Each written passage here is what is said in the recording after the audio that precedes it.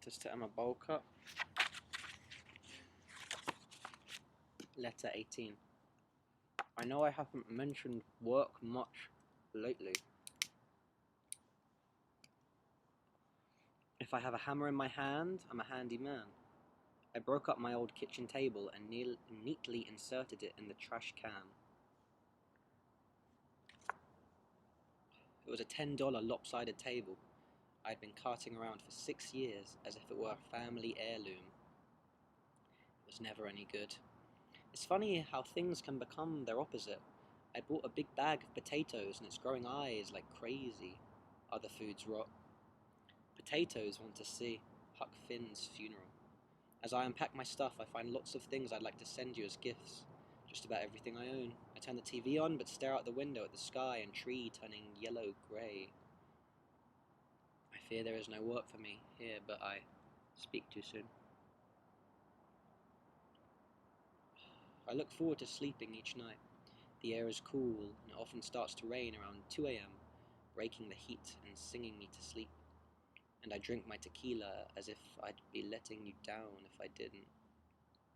I hope you're enjoying your mugs of rainwater as much as ever, and that the pain isn't too much to bear.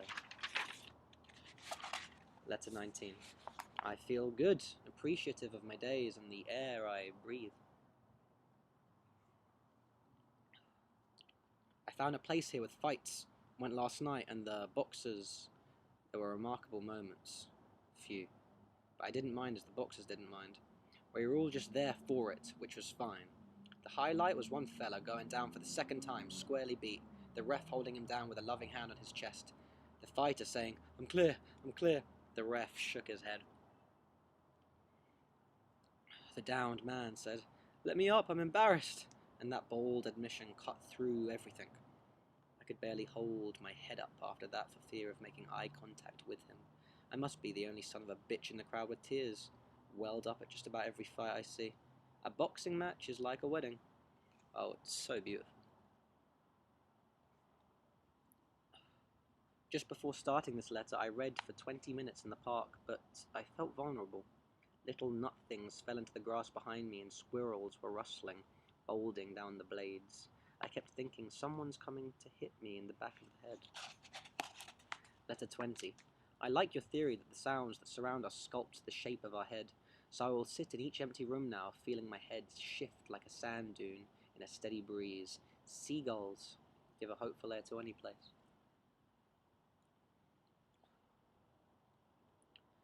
Make you feel like you can't be too far from land.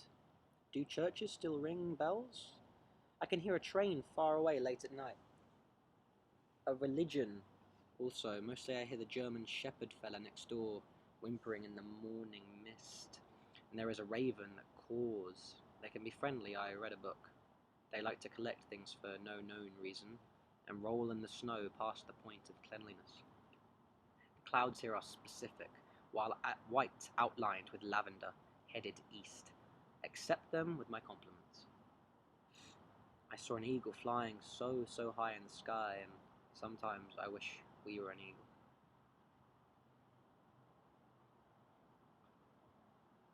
I joined a boxing gym, paid for a month, and only went once. I'm afraid I'm not going back. I got paired up with a 17-year-old kid who looked 14 and was trying to get in shape for boot camp. There was a murderous lawyer wailing on the heavy bag. I saw the vortex, black between his shoulder blades, blackness breathing out of him. His face was an afterthought, a smudge barely defined. The pro fighters went about their business like birds who knew where the best food was. Isn't there something hateful about going out on dates? The last date I went on, the girl, a ballerina, picked me up in a huge truck with wheels that set it 4 feet off the ground. She wouldn't stop saying how sorry she was that she insisted on picking me up, but she couldn't trust anyone's driving, afraid of having her legs crushed. I told her I didn't mind, but she kept talking about it. So I remained the fella in the restaurant who reads waitress name tags as if they were actress credits in a movie. Letter 21. People come around ringing the bell here a lot, like old America, offering some service or other, or possibly casing the joint. All things spawn from an even place and reside in equal measure. To deny an emotion weakens the opposite emotion. I went to the fights. I was a pill. I went with a friend.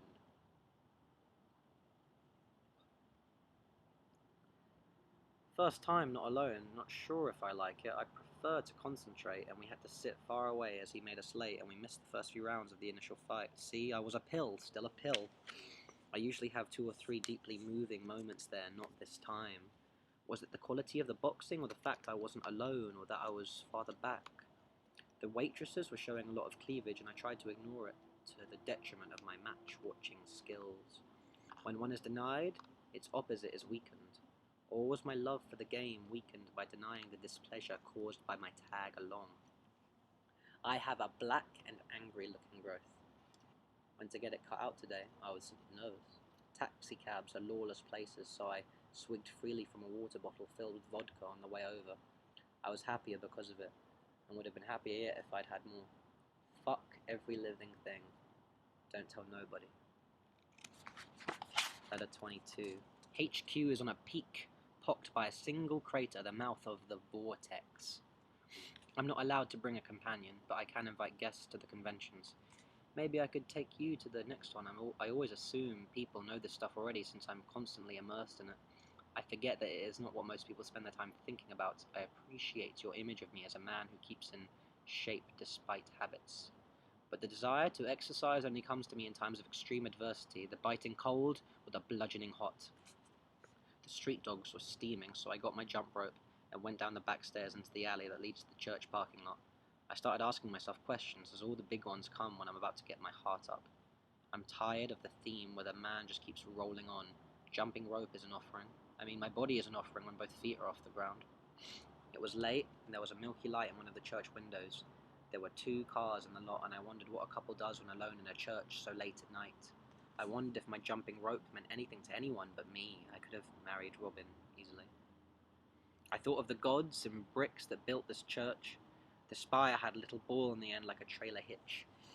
I looked over at my apartment and saw it was made of the same brick. Maybe it was made with the leftover bricks from the church, or vice versa. I thought about spitting. I was sweating. There was no reason to spit. I spat. I pictured my heart jumping from the roof of my apartment to the roof of the church and then slowly sliding down the tiles, trying to hold on, then reaching the edge and dropping to the ground at my feet. I'm not really interested in religion or history or science or mathematics or psychology or politics or geography. I feel I am above them all, except geography. Geography is above me for now. Letter 23. Robin was a strong swimmer in the strong water, much stronger than me, and she constantly wanted to race. I hated to lose in my soul. I would always try to hold her. I liked the way her body felt underwater. She just wanted to race and would dart above and below me like a beam of light while I flabbily gasped and flabbily thrashed. Once, I placed my foot squarely on her chest and pushed. I went nowhere. She whooshed back in the water's slowness. She jumped out of the pool and went to the women's locker room without looking back. I found her later in the bleachers, watching toddlers play softball on a truncated diamond. So I have kicked a woman. But I was thinking long term.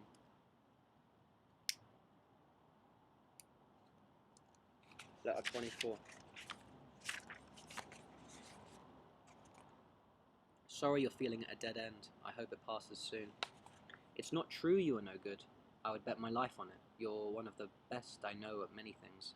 If only you could get my television up and running again after last night's storm, then you'd be perfect. I got quite drunk last night and talked too much at a big dinner with 7 friends from out of town. Since the breakup with Robin, there was a brief encounter with a girl who yelled at me for calling her puss a riddle. I was on my knees when I said it. I was still on my knees at the side of her bed when she stomped off, shaking the wood floor, causing a battery-operated penis to roll out and nudge my knee like a pup. Does this sound like I'm explaining death to a 3-year-old?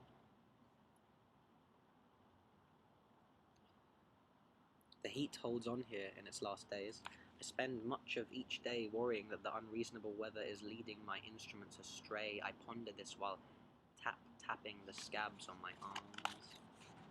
Letter 25. I feel rabbit-hearted. No booze in the bungalow. I don't know if there are hookers out the Vortex conventions. It's getting harder and harder to tell who is charging for sex these days. I don't know if the women are charging or if it's me. Women get that total lack of respect for a man if the current is seen to sweep him and his hand grasps in an unsure way. That's it, the man is finished to them, a pallid vole patting the ground for his lost spectacles. It's like cats in water, they'll sit in the sink appearing to wait for you to turn on the faucet, but when you do, they want no part of it. I feel a little guilty sometimes just sending you thoughtless scraps, but I know you don't mind. And I know you're welcome, any little thing I do, because we are both of us alone. It has been striking me again and again lately. You have to get hit or at least swung at constantly if you want to get close to the core. And when in close cling, take little, crippling shots. Letter 26. I woke early and thought I should do something noble. Get my driver's license for the state. A groaning, howling subway car dropped me in an unknown part of town. I went to where the office was supposed to be, but there was a sign saying it had moved. It gave the new address, a street I'd never heard of, and I set off for it. After a couple blocks, I couldn't remember the name of the street. Not that I was about to ask anyone. I kept walking, half thinking that I would walk all the way home, an overly long and unfootful way, or randomly be seen by a friend with a car. I had a 1 p.m. appointment with a plumber at my house. It was 12:30 p.m. I walked aimlessly and it began to rain. Why do I do such things? I feel that the answer is that I embrace life with abandon. But I fear the truth is that I'm irresponsible. The same reason I had to have a stranger clean my mouth. I hailed a cab as a life-changing event, and when I got home, the plumber had cancelled. I've been painting what I consider to be landscapes viewed from the side window of a car. What you picture when I say that is probably better than what it actually is. I get full of steam. Paint is expensive. I justify it like a drug binge. I can do $30 worth of cadmium red today. It's not like I'm going to do it every day. I can't believe that Rabbit Crusher said what she said about your body. Believe me, there has been nothing but stains thwacked on tables of approval from all the men I know that know you. Letter 27. I called her Rabbit Crusher because she's the type of woman who could walk into a room and stand on a rabbit without noticing. A kid came around offering to clean the windows for free, a promotional thing. I kept saying no, and he kept saying, if I was going to give you $100, would you take it? He ruffled around in his pockets each time as if searching for the C note, poor kid. There's also a cat that looks through my glass door at night until it has compiled enough stats, and a squirrel that checks on me in the mornings, perched on the fence outside the window. He's got orange humanesque hands like a G.I. Joe doll. I wouldn't say he's fat, but more so than most squirrels. He travels with a cooler. You'd like him. I asked my neighbour, do you know what those birds are that are everywhere? Are they eagles? She said, no, those are grackles. They're like crows. They're pests, I said. I'm talking about the birds with the 4-foot wingspan. She said, no, I don't know what you're talking about.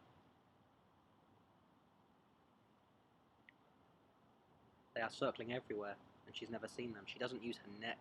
She only acknowledges things that come at her head on, and she's one of those people that answer your question before you even get through it. And the answer always begins with no, even if it's yes, or worse, no, no, no. The night is so separate from the day. 2 platforms with no bridge between. You've got to leap, grasp, and scramble from one onto the other. It can still surprise. When I visit other cities, I sometimes think, hey, they have days here too. We are building a bridge, though, aren't we?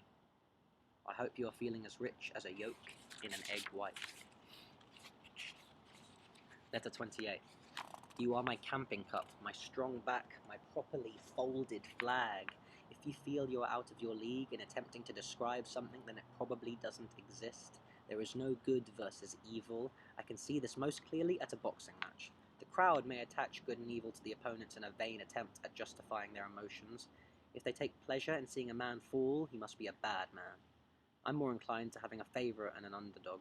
It gives me someone to root for in a fight I know nothing about. This is something that can be quantified, defined, and is mutable. I've had a struggling few weeks, drunk in the afternoon and jumping rope in the evening, maybe still drunk, as these are the easiest, spongiest workouts of all time, and after, when I'm flayed out on the couch, is the only time I see the one star visible through the window so small and high. Why did I build it so small and high? Letter 29.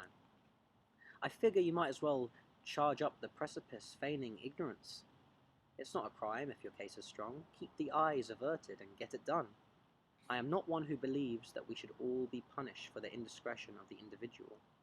For the rest of our lives to labour under these laws that were made because some rich old dame's lapdog got run over by a Conestoga wagon. So we suffer speed bumps every 10 feet. God knows I would be going 100 miles per hour in every parking lot if I could. Colonial liquor laws and no sodomy in Snoqualmie. Last night my eye swelled up and was all bloodshot and was the same this morning. Where's my cut, man? Some kind of flu cold is trying to get into my body, but I'm not going to let it. There's a monkey in the works about my neighbour's sexuality. I was convinced she was gay-based on bursts of inspirational hand-clapping, but yesterday she mentioned a body she used to see. But the word boy from a woman of years gave it an archaic, mythical quality. So this boy, had he winged feet in a chariot of gold, mayhaps? I went to the new shopping mall. There are like big empty aquariums where young girls learn to swim without water, where the people fish. I was way too old to be in high school today. Last one for now, letter 30. How come naps are so much sweeter than regular sleep? Because it's the type of sleep that you can't resist, it just takes you, as opposed to the praying and the grassy teas. People next door are watching TV on their front porch. Strange, huh? I don't think I've ever watched TV outdoors. I have chosen them as my surrogate family to spy on and drop myself into. I really ought to call my grandmother. I hope you got a roll with dinner that wasn't on the menu, and that you are answering your walkie-talkie with a smile.